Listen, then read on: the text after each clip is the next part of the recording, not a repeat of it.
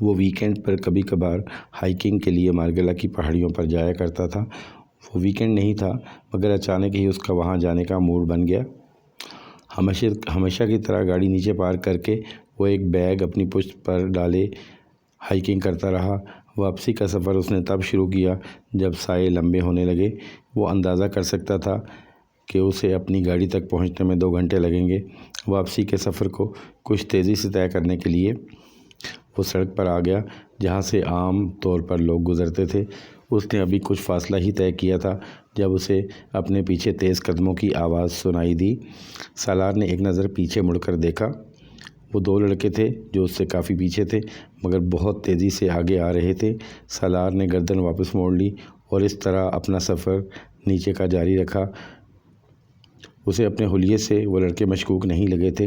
Jeans اور shirts میں ملبوس ان کا حلیہ عام لڑکوں جیسا ہی تھا، مگر پھر چلتے چلتے اسے یکدم کوئی اپنے بالکل عقب میں محسوس ہوا۔ وہ برق رفتاری سے پلٹا اور ساکت ہو گیا۔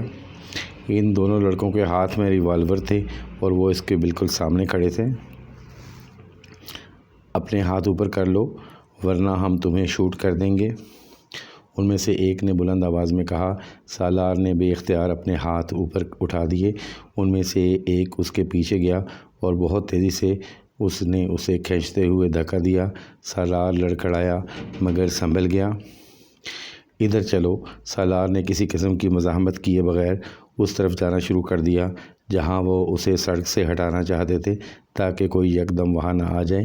ان میں سے ایک نے تقریباً اسے دھکیلتے ہوئے اس راستے سے ہٹا کر جھاڑیوں اور درختوں کے بہت اندر تک لے گیا۔ گھٹنوں کے بل بیٹھو، ایک نے درستی سے کہا۔ سالار نے خاموشی سے اس کے حکم پر عمل کیا۔ وہ جانتا تھا کہ وہ لوگ اس کی چیزیں چھینیں گے اور پھر اسے چھوڑ دیں گے، اور وہ ایسا کوئی کام نہیں کرنا چاہتا تھا جس پر وہ دونوں مشتعل ہو کر اسے نقصان پہنچاتے۔ ان میں سے ایک اس کے پیچھے گیا۔ اس نے اس کی پشت پر لٹکا ہوا چھوٹا سا بیگ اتار لیا۔ اس بیگ میں ایک کیمرہ، چند film roll, battery, telescope, first aid kit, wallet, پانی کی بوتل اور چند کھانے کی چیزیں تھیں۔ جس لڑکے نے بیگ اتارا تھا وہ بیگ کھول کر اندر موجود چیزوں کا جائزہ لیتا رہا۔ پھر اس نے والیٹ کھول کر اس کے اندر موجود کرنسی نوٹ اور کریڈٹ کارڈز کا جائزہ لیا۔ اس کے بعد اس نے بیگ میں سے ٹیشو پیپر کا پیکٹ نکال لیا اور پھر فرسٹ ایڈ کٹ بھی نکال لی۔ اب تم کھڑے ہو جاؤ، اس لڑکے نے تحکمانہ انداز میں کہا۔ سالار اس طرح ہاتھ سر سے اوپر اٹھائے کھڑا ہو گیا۔ اس لڑکے نے اس کی پشت پر جا کر اس کی شارٹس کی جیبوں میں بھی ہاتھ ڈال کر انہیں ٹٹولا اور اس میں موجود گاڑی کی چابی نکال لی۔ گڈ، کار ہے؟ سالار کو پہلی بار کچھ تشویش ہوئی۔ تم لوگ میرا بیگ لے جاؤ مگر کار کو رہنے دو، سالار نے پہلی بار انہیں مخاطب کیا۔ کیوں؟ کار کو کیوں رہنے دیں؟ تم ہماری خالہ کے بیٹے ہو کہ کار کو رہنے دیں؟ اس لڑکے نے درست لہجے میں کہا۔ تم لوگ اگر کار لے جانے کی کوشش کرو گے تو تمہیں بہت سے پرابلمز ہوں گے۔ صرف کار کی چابی مل جانے سے تم کار نہیں لے جا سکو گے، اس میں اور بھی بہت سارے لاکس ہیں، سالار نے ان سے کہا۔ وہ ہمارا مسئلہ ہے، تمہارا نہیں، اس لڑکے نے اس سے کہا اور پھر آگے بڑھ کر اس کی آنکھوں سے گلاسز کھینچ لیے۔ اپنے جاگرز اتار دو، سالار نے حیرانی سے اسے دیکھا۔ جاگرز کس لیے؟ اس بار اس لڑکے نے جواب دینے کی بجائے پوری قوت سے ایک تھپڑ سالار کے منہ پر مارا۔ وہ لڑکھڑا گیا۔ چند لمحوں کے لیے اس کی آنکھوں کے سامنے تارے ناچ گئے۔ دوبارہ کوئی سوال مت کرنا، جاگرز اتارو۔ سالار خشمگین نگاہوں سے اسے دیکھنے لگا۔ دوسرے لڑکے نے اس پر تانے ہوئے پستول کے چیمبر کو ایک بار جتانے والے انداز میں حرکت دی۔ پہلے لڑکے نے ایک اور تھپڑ اس بار سالار کے دوسرے گال پر دے مارا۔ اب دیکھو اس طرح، جاگرز اتارو، اس نے سختی سے کہا۔ سالار نے اس بار اس کی طرف دیکھے بغیر نیچے جھک کر آہستہ آہستہ اپنے دونوں جاگرز اتار دیے۔ اب اس کے پیروں میں صرف جرابیں رہ گئی تھیں۔ اپنی شرٹ اتارو، سالار ایک بار پھر اعتراض کرنا چاہتا تھا مگر وہ دوبارہ تھپڑ کھانا نہیں چاہتا تھا۔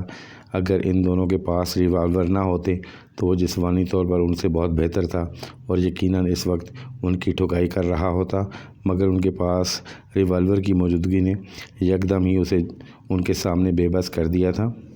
اس نے اپنی شرٹ اتار کر اس لڑکے کی طرف بڑھائی۔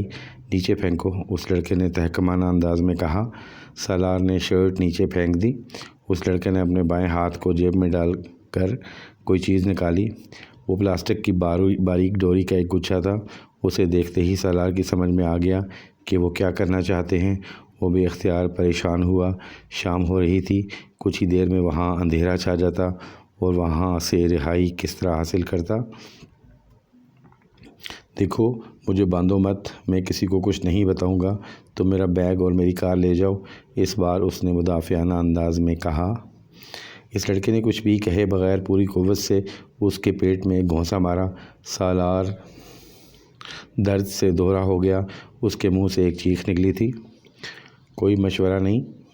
اس لڑکے نے جیسے اسے یاد کروایا اور زور سے ایک طرف دھکیلا۔ درد سے بلبلاتے ہوئے سالار نے اندھوں کی طرح اس کی پیروی کی۔ ایک درخت کے تنے کے ساتھ بٹھا کر اس لڑکے نے بڑی مہارت کے ساتھ اس کے دونوں بازوؤں کو پتلے سے تنے کے پیچھے لے جا کر اس کی کلائیوں پر ڈوری لپیٹنی شروع کر دی۔ دوسرا لڑکا سالار سے ذرا فاصلے پر ادھر ادھر نظریں دوڑائے ہوئے سالار پر ریوالور تانے رہا۔ اس کے ہاتھوں کو اچھی طرح باندھنے کے بعد اس لڑکے نے سامنے آ کر اس کے پیروں کی جرابیں اتار دیں اور پھر فرسٹ ایڈ باکس میں موجود کینچی سے اس نے سالار کی شرٹس کی پٹیاں کاٹنی شروع کر دیں۔ ان میں سے کچھ پٹیوں کو اس نے ایک بار پھر بڑی مہارت کے ساتھ اس کے ٹخنوں کے گرد لپیٹ کر گرہ لگا دی۔ پھر اس نے ٹیشو کا پیکٹ کھولا اور اس میں موجود سارے ٹیشو باہر نکال لیے۔ منہ کھولو۔ سالار جانتا تھا کہ وہ اب کیا کرنے والا ہے۔ وہ جتنی گالیاں اسے دل میں دے سکتا تھا اس وقت دے رہا تھا۔ اس لڑکے نے یکے بعد دیگرے وہ سارے ٹیشو اس کے منہ میں ٹھونس دیے اور پھر شرٹ کی واحد بچ جانے والی پٹی کو گھوڑے کی لگام کی طرح اس کے منہ میں ڈالتے ہوئے درخت کے تنے کے پیچھے اسے باندھ دیا۔ دوسرا لڑکا اب اطمینان سے بیگ بند کر رہا تھا۔ پھر چند منٹوں کے بعد وہ دونوں وہاں سے غائب ہو چکے تھے۔ ان کے وہاں سے جاتے ہی سالار نے اپنے آپ کو آزاد کرانے کی کوشش شروع کر دی، مگر جلد ہی اسے اندازہ ہو گیا کہ وہ ایک بہت بڑی مصیبت میں گرفتار ہو چکا ہے۔ اس لڑکے نے بڑی مہارت کے ساتھ اسے باندھا تھا۔ وہ صرف ہلنے جلنے کی کوشش سے خود کو آزاد نہیں کروا سکتا تھا، نہ ہی ڈوری ڈھیلی کر سکتا تھا۔ وہ ڈوری اس کے حرکت کرنے پر اس کے گوشت کے اندر گھستی ہوئی محسوس ہو رہی تھی۔ اس کی حالت اس وقت بے حد خراب تھی۔ وہ نہ کسی کو آواز دے سکتا تھا، نہ دوسرے طریقے سے خود اپنی طرف کسی کو متوجہ کر سکتا تھا۔ اس کے ارد گرد قد آدم جھاڑیاں تھیں اور شام کے ڈھلتے سایوں میں ان جھاڑیوں میں اس کی طرف کسی کا متوجہ ہو جانا کوئی معجزہ ہی ہو سکتا تھا۔ اس کے جسم پر اس وقت لباس کے نام پر صرف گھٹنوں سے کچھ نیچے تک لٹکنے والی برمودا شارٹس کے علاوہ اور کچھ نہیں تھا۔ شام ہونے کے ساتھ ساتھ خنکی بڑھ رہی تھی۔ گھر میں کوئی یہ نہیں جانتا تھا کہ وہ ہائیکنگ کے لیے آیا ہوا ہے، اور وہ جب گھر نہ پہنچا تو اس کی تلاش شروع ہوگی۔ تب بھی یہاں اس تاریکی میں درختوں اور جھاڑیوں کے درمیان بندھے ہوئے اس کے وجود تک نہیں پہنچ سکتے تھے۔ آدھے گھنٹے کی جدوجہد کے بعد جب اپنے پیروں کے گرد موجود پٹیوں کو ڈھیلا کرنے اور پھر انہیں کھولنے میں کامیاب ہوا، اس وقت سورج مکمل طور پر غروب ہو چکا تھا۔ اگر چاند نہ نکلا ہوتا تو شاید وہ اپنے ہاتھ پاؤں اور ارد گرد کے ماحول کو بھی نہ دیکھ پاتا۔ اکا دکا گزرنے والی گاڑیوں اور لوگوں کا شور اب نہ ہونے کے برابر تھا۔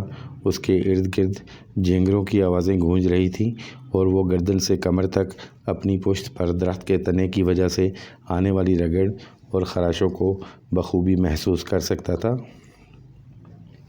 درخت کی دوسری طرف اس کے ہاتھوں کی کلائیوں میں موجود ڈوری اب اس کے گوشت میں اتری ہوئی تھی۔ وہ ہاتھوں کو مزید حرکت دینے کے قابل نہیں رہا تھا۔ وہ کلائیوں سے اٹھتی ٹیسیں برداشت نہیں کر پا رہا تھا۔ اس کے منہ کے اندر موجود ٹشو اب گل چکے تھے اور ان کے گلنے کی وجہ سے وہ منہ میں لگام کی طرح کسی ہوئی پٹی کو حرکت دینے لگا تھا، مگر وہ گلے سے آوازیں نکالنے میں اب بھی بری طرح ناکام تھا، کیونکہ وہ ان گلے ہوئے ٹشوز کو نہ نگل سکتا تھا اور نہ ہی اگل سکتا تھا۔ وہ اتنے زیادہ تھے کہ وہ انہیں چیونگم کی طرح چبانے میں بھی ناکام تھا۔ اس کے جسم پر کپ کپی طاری ہو گئی تھی۔ وہ صبح تک اس حالت میں وہاں یقیناً ٹھٹر کر مر جاتا اگر خوف یا کسی زہریلے کیڑے کے کاٹنے سے نہ مرتا تو۔ اس کے جسم پر اب چھوٹے چھوٹے کیڑے رینگ رہے تھے اور بار بار وہ اسے کاٹ رہے تھے۔ وہ اپنی برہنہ ٹانگوں پر چلتے اور چلنے اور کاٹنے والے کیڑوں کو جھٹک رہا تھا، مگر باقی جسم پر رگنے والے کیڑوں کو جھٹکنے میں ناکام تھا، اور وہ نہیں جانتا تھا کہ ان چھوٹے کیڑوں کے بعد اسے اور کن کیڑوں کا سامنا کرنا پڑے گا اگر وہاں بچھو اور سانپ ہوتے تو۔ وقت گزرنے کے ساتھ ساتھ اس کی حالت مزید خراب ہو رہی تھی۔ آخر یہ سب میرے ساتھ کیوں ہوا ہے؟ آخر میں نے کیا کیا ہے؟ وہ بے چارگی سے سوچنے میں مصروف تھا، اور میں یہاں مر گیا تو میری لاش تک دوبارہ کسی کو نہیں ملے گی، کیڑے مکوڑے اور جانور مجھے کھا جائیں گے۔ اس کی حالت غیر ہونے لگی۔ ایک عجیب طرح کے خوف نے اسے اپنی گرفت میں لے لیا۔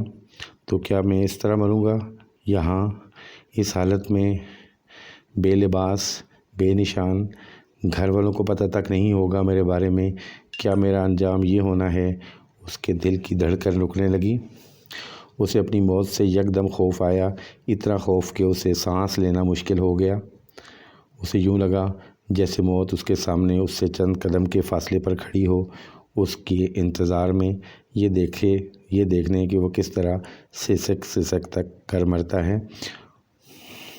وہ درد کی پرواہ کیے بغیر ایک بار پھر اپنی کلائیوں کی ڈوری کو توڑنے یا ڈھیلا کرنے کی کوشش کرنے لگا۔ اس کے بازو شل ہونے لگے۔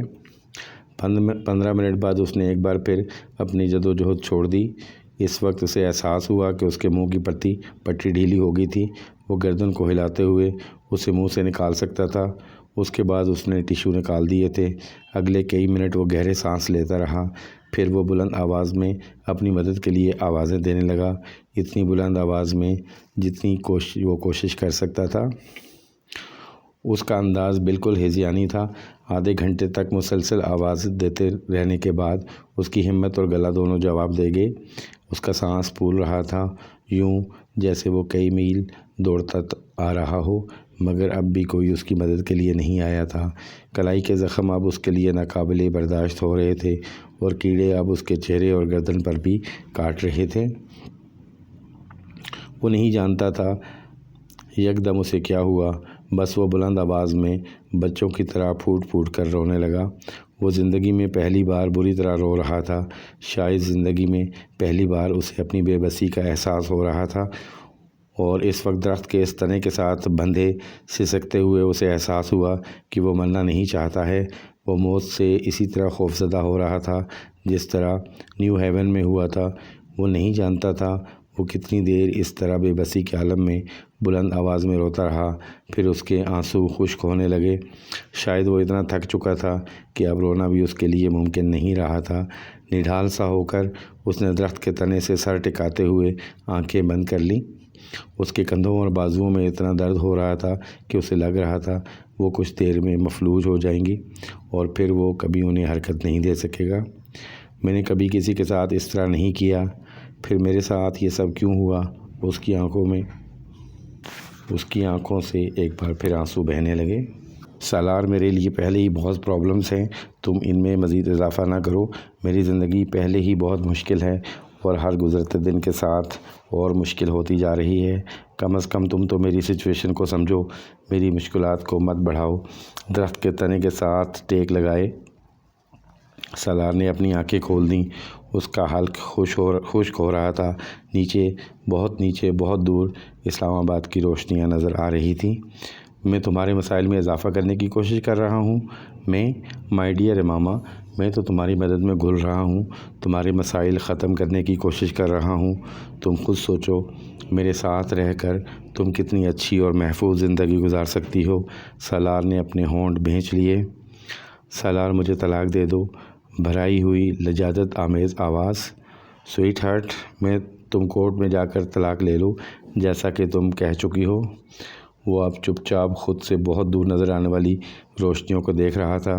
کوئی اس کے سامنے جیسے آئینہ لے کر کھڑا ہو گیا تھا جس میں وہ اپنا عکس دیکھ سکتا تھا، اور اپنے ساتھ ساتھ کسی اور کا بھی۔ میں نے امامہ کے ساتھ صرف مذاق کیا تھا، وہ بڑبڑایا۔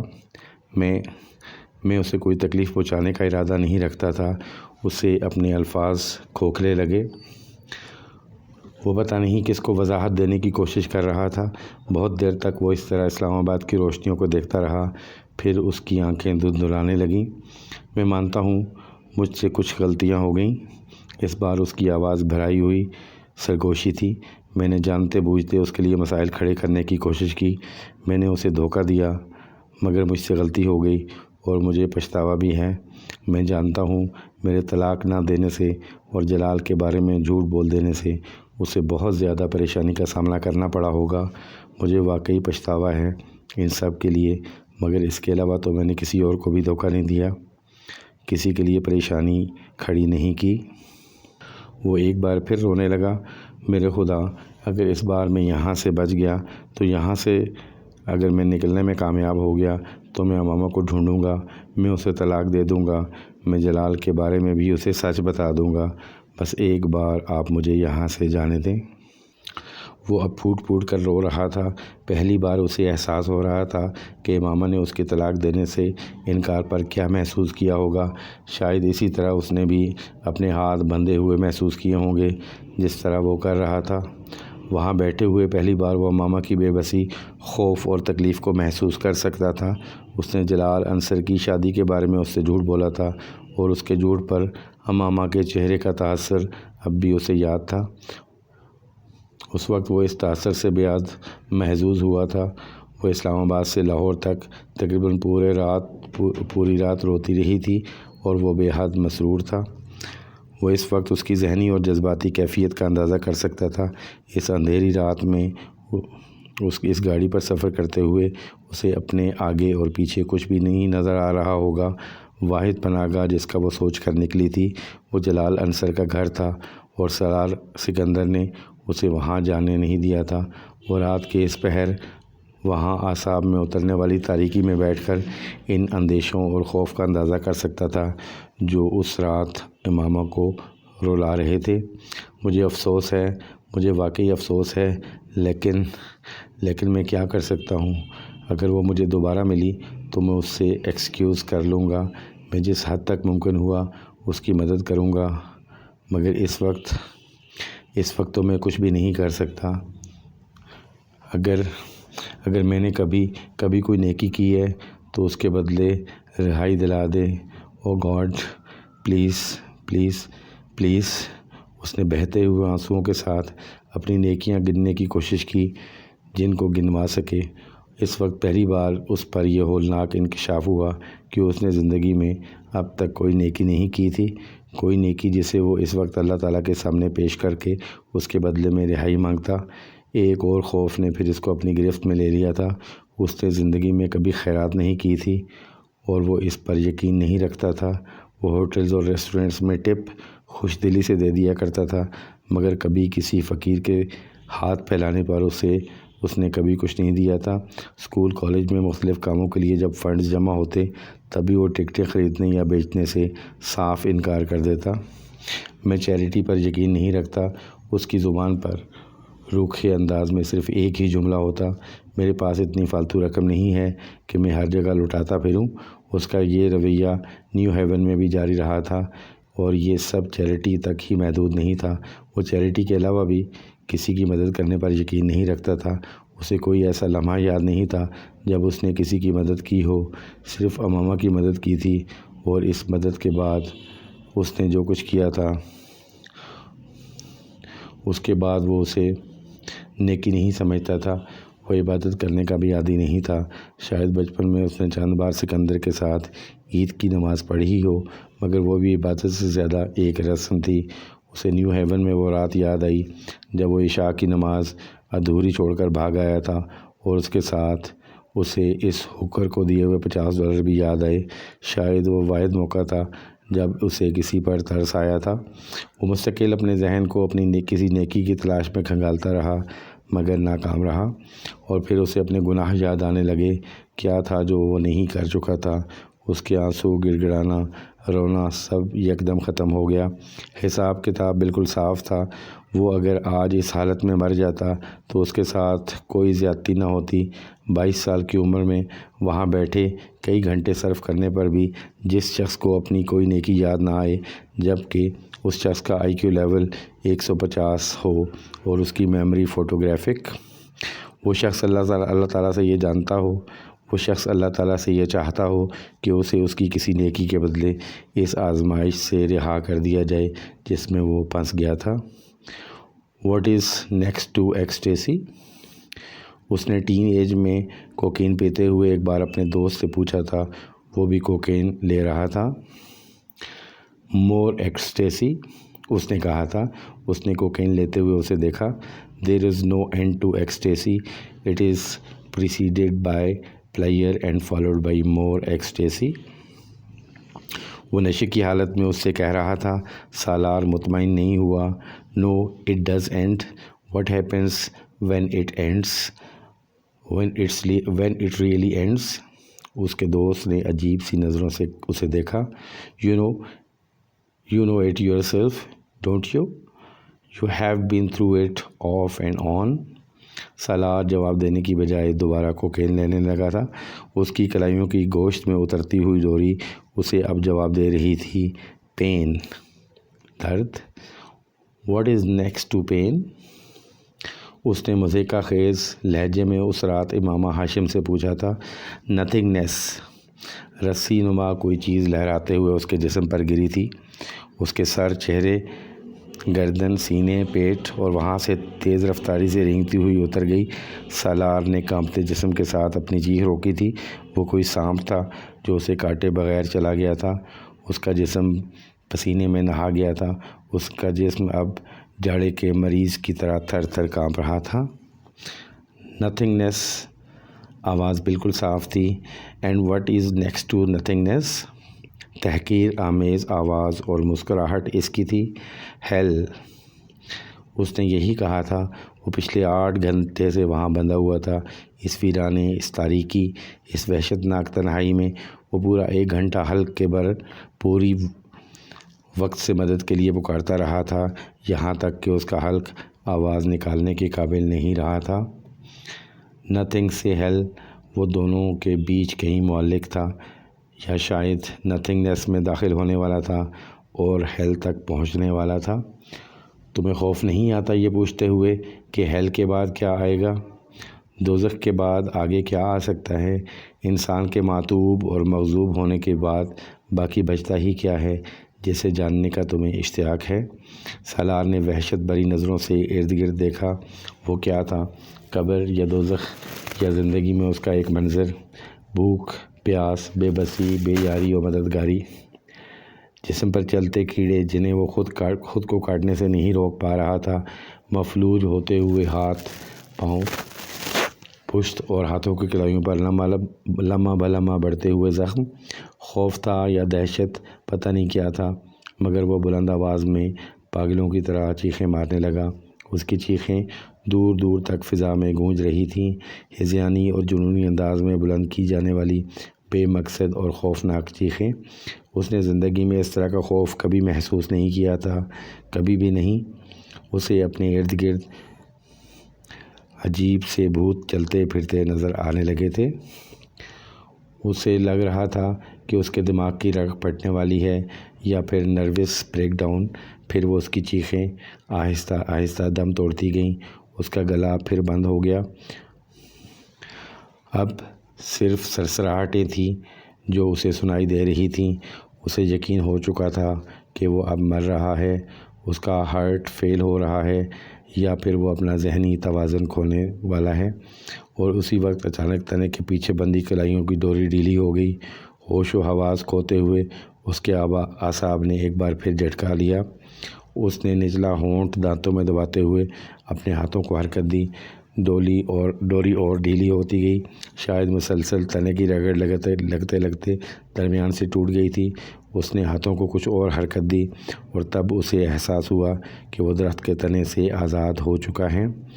اس نے بے یقینی کے عالم میں اپنے ہاتھوں کو سیدھا کیا۔ درد کی تیز لہریں اس کے بازوؤں سے گزریں۔